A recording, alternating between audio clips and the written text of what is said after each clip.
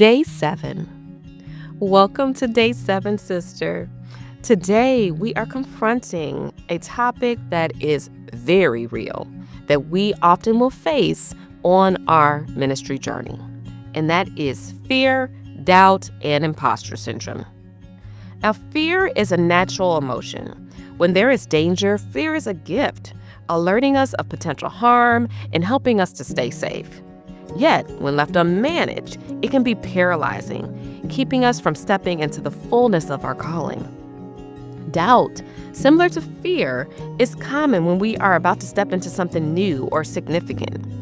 In some cases, doubt can actually serve us by prompting us to seek more knowledge or prepare better.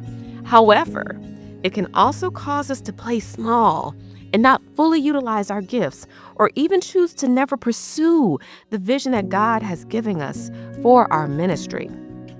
Imposter syndrome is the feeling that you are not as competent as others perceive you to be, and that you will be exposed as a fraud. It's that nagging voice that says, "Who do you think you are?" And this can particularly be challenging in ministry, where we often feel the weight of representing God's message to others. Each of these struggles are real, and if we've ever experienced them while building a ministry, there's nothing to be ashamed of. In fact, even some of the greatest leaders in the Bible have faced similar challenges. Let's talk about Moses for a moment. Moses, a man chosen by God to lead the Israelites out of Egypt, struggled with fear and doubt. He had a stutter and committed murder in his past. And when God had that burning bush moment with Moses, you remember that, right? Moses went back and forth with God, doubting his ability and begging God to choose someone else. He was begging. In Exodus 4:10-12, Moses said to the Lord, "Pardon your servant, Lord. I have never been eloquent, neither in the past nor since you have spoken to your servant. I am slow of speech and tongue." But the Lord said to him, "Who gave human beings their mouths? Who makes them deaf or mute? Who gives them sight or makes them blind? Is it not I, the Lord? Now go, I will help you speak, and I will teach you what to say." Isn't that powerful? Even though Moses doubted himself, God reminded him that it is God who equips us for our calling. And just like Moses, we might feel unworthy, unqualified, or feel that we're imposters. But God does not call the qualified. He qualifies the called. Now, let's bring this closer to home. As women, we've often faced additional layers of doubt and fear imposed by societal pressures and expectations. It can feel like the world is telling us that we're not good enough or that our voices don't matter. We can even experience a high level of resistance or negativity from our church if our denomination doesn't support women being in leadership. But let me tell you something. You are called and you are chosen by God. Your voice matters. Your ministry is needed. Fear and doubt are normal struggles in ministry, but we cannot let them stand in the way of where God is leading us. 2 Timothy 1:7 tells us, "For God has not given us a spirit of fear, but of power and of love and of a sound mind." When we allow fear and doubt to dictate our actions related to where God is directing us in ministry, we are essentially telling God that we don't trust His plans for us. But God is faithful.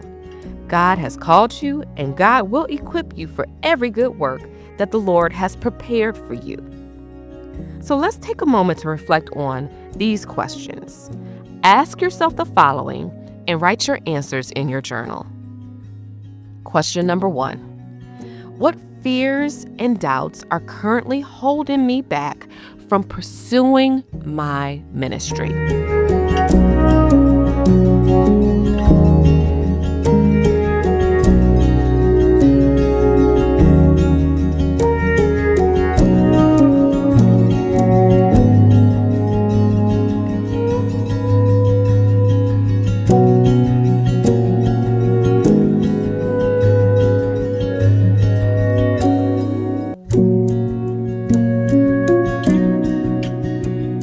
My second question for you is, how can I remind myself daily that God has equipped me and will continue to equip me for the work He has called me to do?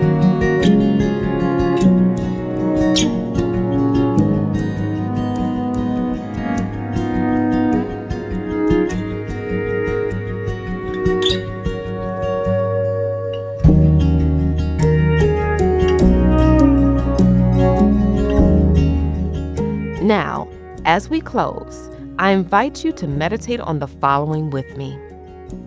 I am called and chosen by God. I am valuable and worthy. God will equip me for the road ahead. Let's proclaim that one more time boldly. I am called and chosen by God. I am valuable and worthy. God will equip me for the road ahead. Let this be your affirmation throughout the rest of the day, serving as a reminder that God got you and He has already paved a way for your success. Now, sister, you go forth embracing your calling and confidence, knowing that you are fearfully and wonderfully made, equipped by the Creator of the universe to do the Lord's perfect and good work. And if you want to explore additional resources on this topic, read Chapter 2 in the Sister Start Your Ministry book and workbook. I will see you tomorrow. Hey sis, I hope you were encouraged by today's message. And if you were, I'm inviting you to take your next step of faith by downloading my free Ministry Launch Starter Kit that's going to help you not only start, but grow your ministry. You can get this kit at sisterstartyourministry.com. Again, that is sisterstartyourministry.com.